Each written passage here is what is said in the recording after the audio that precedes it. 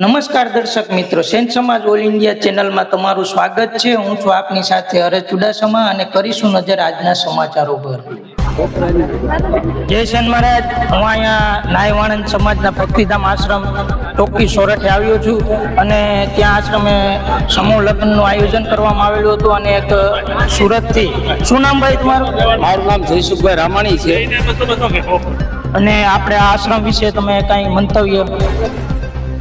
અમે સુરતથી જાન લઈને, મારે બે ભાણેજની જાન લઈને સુરત અમે ભક્તિધામ આશ્રમે આવ્યા છે।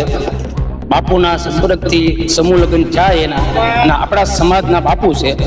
કાર્ય બહુ સારું છે બાપુનું, પણ 4 વર્ષથી બાપુ સમૂહ લગ્ન કરે છે।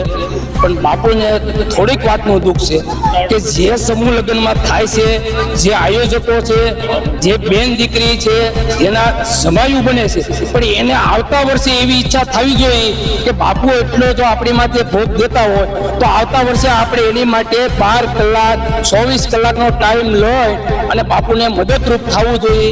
ફૂલ નહીં તો ફૂલની પાકડી, એટલે બાપુ આપણા સમાજ માટે કાર્ય કરે અને બાપુને થાય કે નહીં, નાય સમાજ આજે સમજ્યો છે। તો એવી મારી એકતા છે કે બાપુને પ્રોત્સાહન આપો અને નામ બહાર નીકળે બાપુનું, એવું આપણું પ્રોત્સાહન છે। તો સમાજ, આપણો સમાજને આ મગજમાં લેવું અને બાપુને પ્રોત્સાહન કરો, એવી મારી ભાવભક્તિ છે। જય નિમ્બસ માતા, જય મા।